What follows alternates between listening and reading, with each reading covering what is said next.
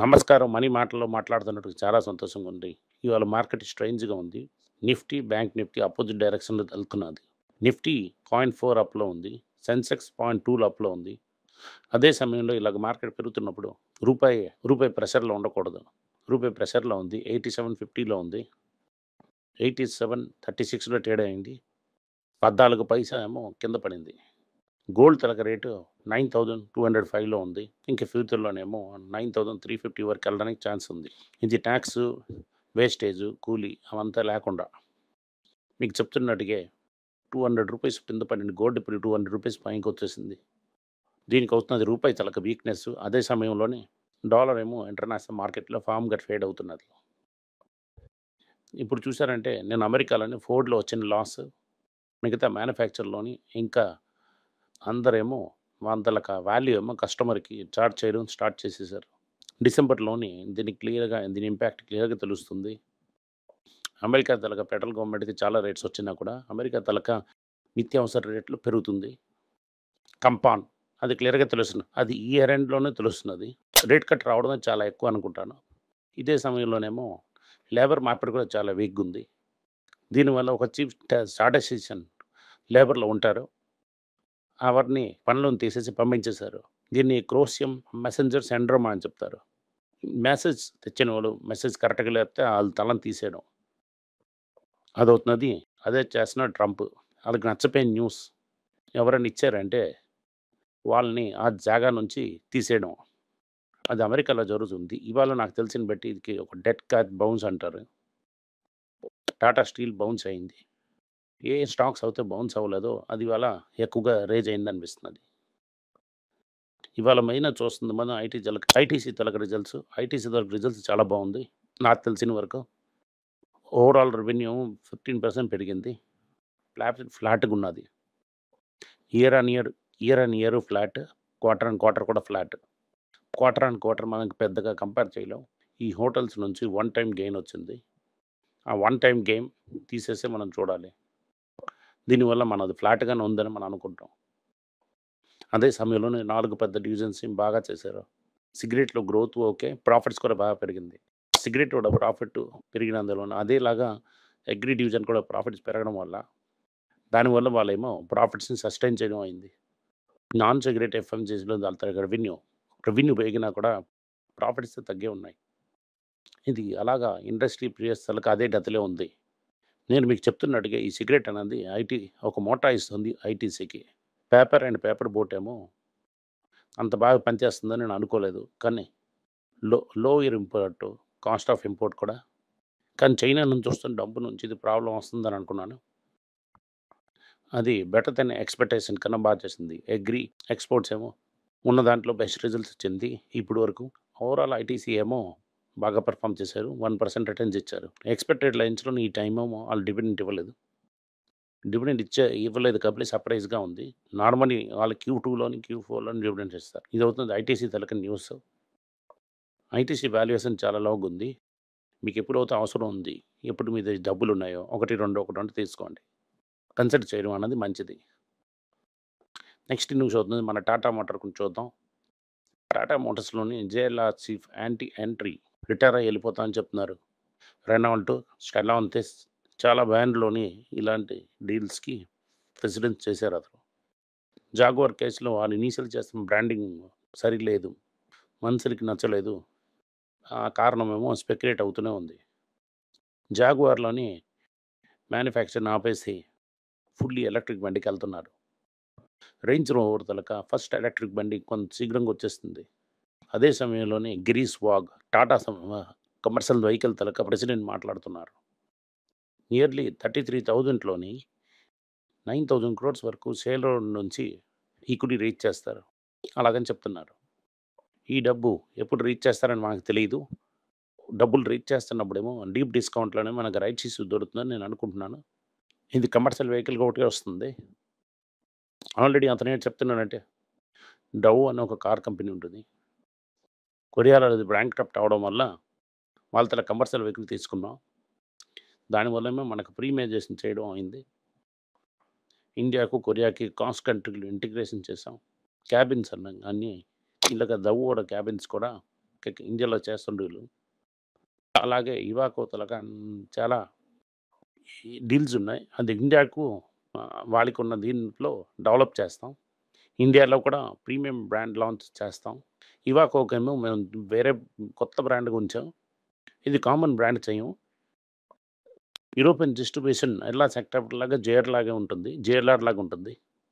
ఎక్కడెక్కడ cost synergic తేవాలో అక్కడ తెస్తాం.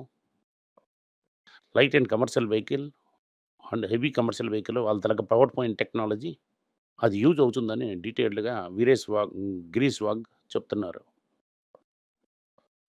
ఓవరాల్ ఏం చెప్తున్నారంటే Dove and JLR successful integrate చేస్తున్నట్టుగా మాకు ముందుగానే ఎక్స్‌పీరియన్స్ ఉంది. అలాగే కమర్షియల్ వెహికల్స్ కూడా ఒక సెపరేట్ కంపెనీగా గ్రో అవుతుందని అంటున్నారు.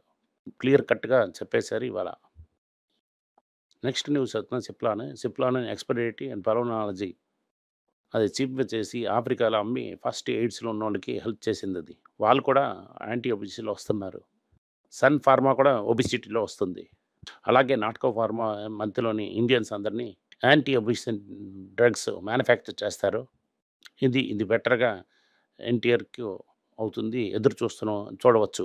అలాగా ఓవరాల్‌గా మనం చూసామంటే ఇండియాలో ఫార్మా నెక్స్ట్ బిగ్ ఆపర్చునిటీ ఏమో డ్రగ్స్ అండ్ ఫార్మాస్యూటికల్‌లో వస్తుంది. ఇది క్లియర్‌గానే ఉంది. ఎకనామిక్స్‌లో ఒక ఆర్టికల్ చూశాను. ఆ ఆర్టికల్ ఏం చెప్తుందంటే ఈ ఏఐకేమో ఇన్వెస్ట్ చేస్తున్నప్పుడు ఈ పెద్ద కంపెనీస్ అని మైక్రోసాఫ్ట్ ఇవన్నీ ఎలా చేస్తున్నారు? Meta and Microsoft more than 50% of profits ఏమో ఏమో ఏఐ భూమికి యూజ్ చేస్తున్నారు. మిగతా 50% ఏమో షేర్ హోల్డర్‌కి ఇస్తున్నారు. అయినా ఎక్స్‌పెండిచర్ ఇంప్రూవ్ అయ్యి అవసరం ఉంది. దానివల్ల హై క్వాలిటీ డెట్ చేయడానికి రెడీ అవుతున్నారు అంటున్నారు. అమెరికాలో ఉన్న గ్రోత్‌లో మోర్ దాన్ 20% ఆఫ్ గ్రోత్ ఏమో ఈ ఏఐ భూమి నుంచి వస్తుంది. ఇది అమెరికా తరహా గ్రోత్‌నేమో హోల్డ్ చేస్తుంది. అలాగని చెప్తున్నారు. ఈ ఎంఎస్ఎంఈ అసోసియేషన్ ఏమో ఒక స్టేట్మెంట్ ఇచ్చారు. ఇది ఎక్కడెక్కడనే టారిఫ్స్ ఎక్కడెక్కడ సెక్టార్‌లోని ఇంపాక్ట్ ఉంటుంది అని. అలాగని చెప్తున్నారు. First and foremost very impact టెక్స్టైల్స్‌లో ఉంటుంది. దాని తర్వాత కెమికల్స్‌లో ఉంటుంది. జెమ్స్ అండ్ జ్యువెలరీస్‌లో ఉంటుంది. మెరైన్ ప్రొడక్ట్‌లో ఉంటుంది. అలాగని చెప్తున్నారు.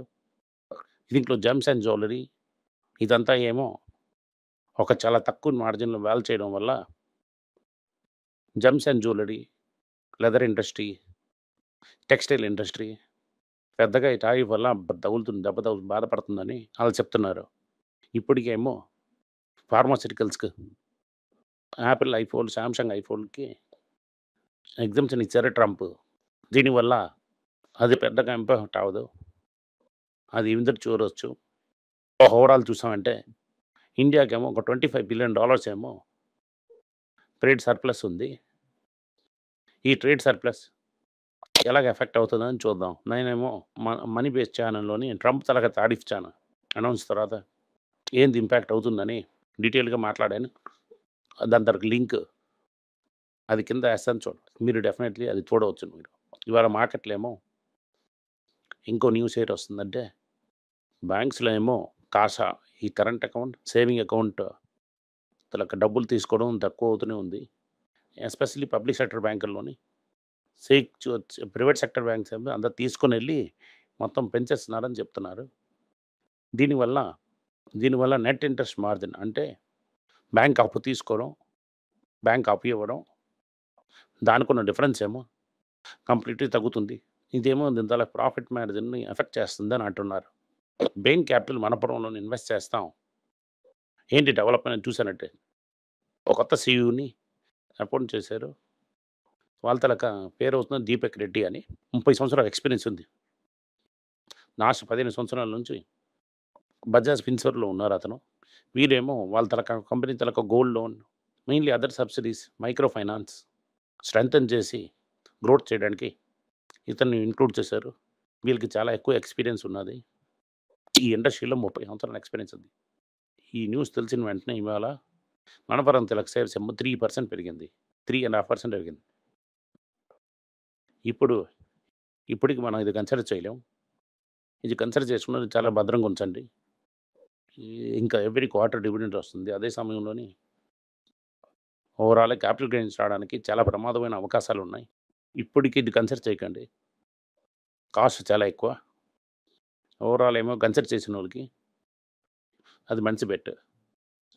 ఇది ఏం చెప్తున్నదంటే మనకి, ఇలా మార్కెట్‌లో ఇలాంటి చాలా ఎక్కువ అవకాశాలు వస్తుంటాయి మనకి. సందేహం చేసుకొని గోల్డ్ ఎట్టకూడదు. ఇది కన్సిడర్ చేసేసి మన కరేజ్ ఆఫ్ కన్సిడరేషన్‌కేమో ఇది పెర్మనెంట్‌గా వెయిట్ చేయొచ్చు. ఇప్పటికి గోల్డ్ రేటు మరి పెరగొచ్చు.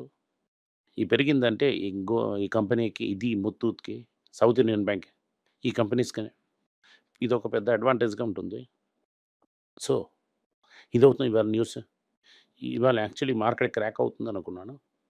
ఎందుకంటే డొమెస్టిక్ ఇన్‌స్టిట్యూషనల్ ఇన్వెస్టర్స్ కొనడం వల్ల మార్కెట్ కింద మీద ఉంది. ఇది నార్మల్‌గా ఉంది. బ్యాంక్ నిఫ్టీ అవి నెగెటివ్‌గా ఉండడం వల్ల సెన్సెక్స్ అంత లెవెల్‌లోని పెరగడం లేదు. ఇది మార్కెట్ ఇది మీద కూడా మార్కెట్‌ని కేర్‌ఫుల్‌గా చూడండి. మనం ఫస్ట్ అనుకున్నందున మార్కెట్ వచ్చింది ఇప్పటికి. Thank you. నమస్కారం.